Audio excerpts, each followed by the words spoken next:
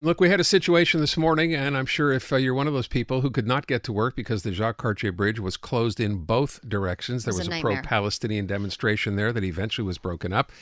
Then there's also a situation here, and this is all happening locally, right?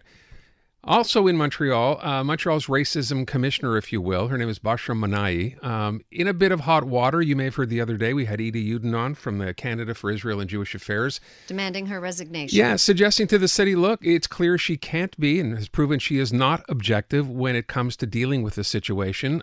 She had said not very much on the situation at all, and then had posted privately on her social media feed having attended pro-Palestinian rallies.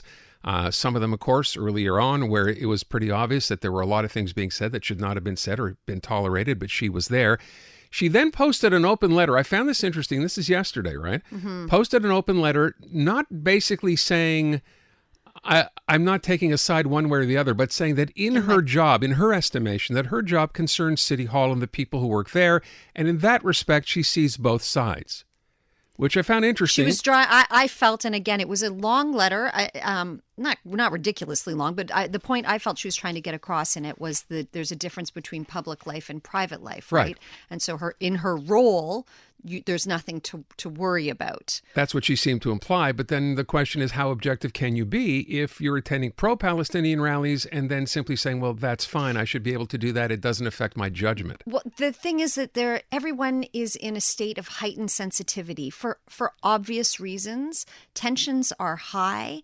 And it sort of feels, I don't know, it feels like we're on the brink of something here.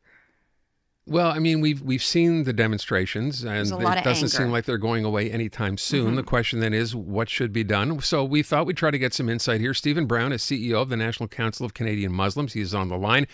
Mr. Brown, thank you for your time this afternoon. Hey, no problem. Thanks for having me. Let's deal with the Bashra Manahi situation first, and tell me what your thoughts on that are. I mean, I think she would probably be the best placed person to deal with that.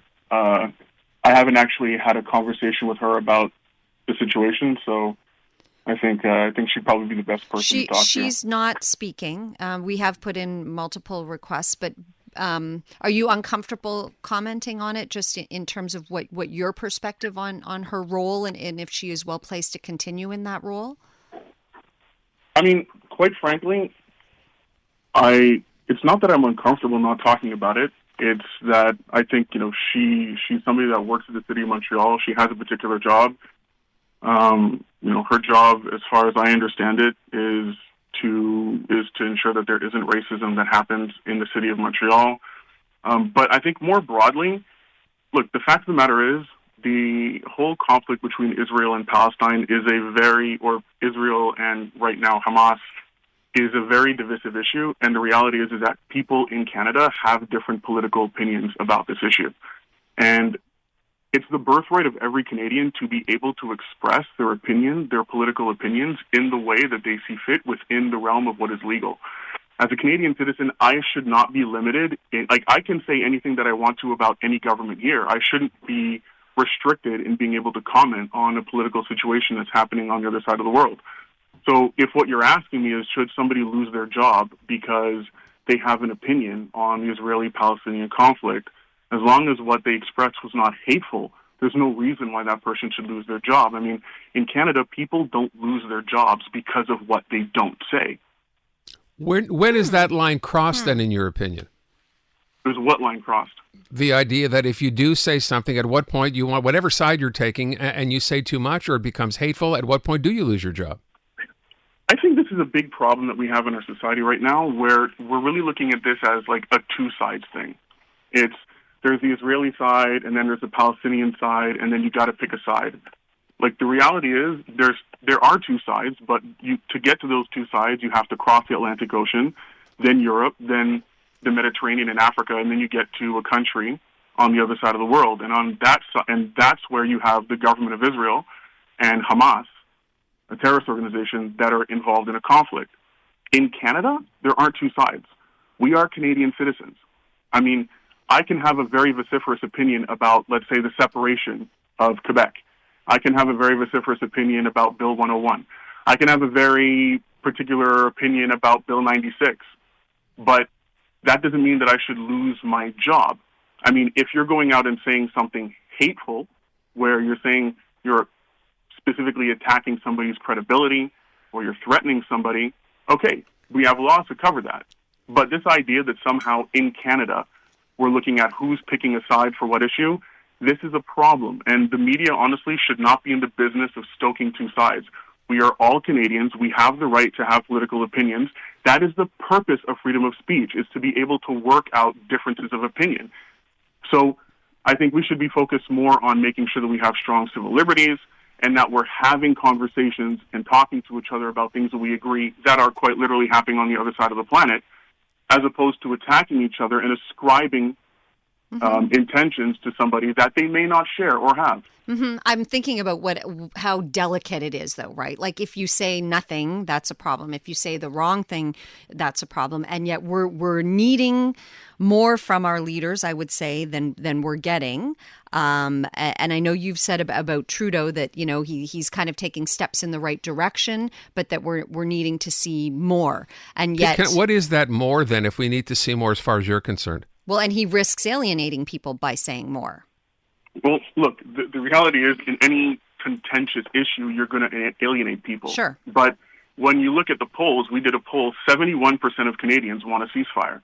And there's a reason for that, because we're on TV watching the most densely populated place on the planet literally being turned into a parking lot by bombs. 11,000 people have died in a month, and it's not letting up. People don't have water. People don't have food. People are dying. And so for the Prime Minister of our country to say, we do not want to see dead babies on TV, right, that is a positive and important step. But where we really need to get to is a ceasefire. Like, look, Canada has a history of being a peacekeeper in the world. Like, look at the example of the Mulroney government during apartheid South Africa. Look at the position that Jean Chrétien took during the Iraq War.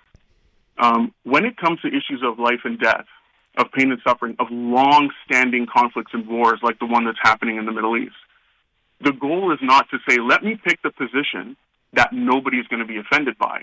It's let us pick the position that we, number one, serves Canada's national interests, and war does not serve our interests. Let's look at the position that the majority of Canadians want. The majority of Canadians want a ceasefire. That is the democratic position to have. And let's make sure that we are reducing tensions in a world where war is already negatively affecting almost everybody. So, this idea that somehow saying we should stop dropping bombs on people is controversial, quite frankly, to me, is ridiculous. I would ask you one last thing as you run out of time. You've heard the counter-argument to what you just said in this idea of a ceasefire, and that argument is, and it has remained, there was a ceasefire up until October 7th. It existed, and then with what Hamas did on October 7th, that's now off the table. You can't have a ceasefire because that risks having this happen yet again. What's your answer to that?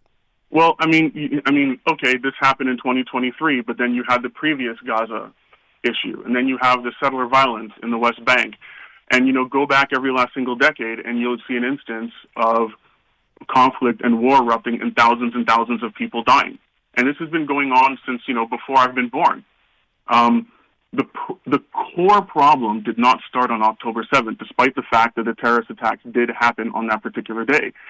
The problem has been going on for a long time. There's been thousands of Palestinians that have been under occupation, that have been dying for a long time. I mean, I think it was in 2015 that you saw thousands of Palestinians dying once again by bombs being dropped on them. We are not going to kill our way out of this problem, right? We're not going to solve this problem by killing, let's say, how many people is it going to take? 500,000 people? Let's kill 1 million people to get rid of Hamas. Well, the argument against it's not about killing people. It's about basically getting rid of Hamas. That's been the objective since the get-go. Right, but then what's the cost of that? I mean, if the cost of that is cutting off water to 2.5 million people and killing 400,000 people at the end of this, then you haven't solved your problem. You've just created another one. So the real solution here is for the international community to finally get together and say enough is enough. It is not acceptable to have wars and occupation going on for 3 generations. We need to stop the fighting, stop the bombing, and if people are having a difficult time getting down and sitting together and figuring out a solution, then we will put our weight into making sure that it happens. But there's no way to kill yourself out of this problem. It was tried before in 2015. It was tried before again. And look, like, let's be frank. Hamas exists also because of a very difficult situation over there. I mean, Smotrich, the current finance minister, at one point in time in 2015 said that Hamas basically served the interest because they weren't recognized by the UN. So, like, we need to be honest about what the parties are doing here. There's not good faith between the parties. There's a lot of bad blood. And the international community needs to step back from trying to figure out who's the good guy and who's the bad guy. Everybody over here is doing bad things. And we don't have to pick between worse and bad. We have to pick between life and death. And in that, I pick life. And so do most Canadians. So let's stop the killing. And let's put our weight into making sure that this doesn't happen again. Okay, we're going to have to cut it there. Mr. Brown, I want to thank you for your time. We appreciate it. Thank you.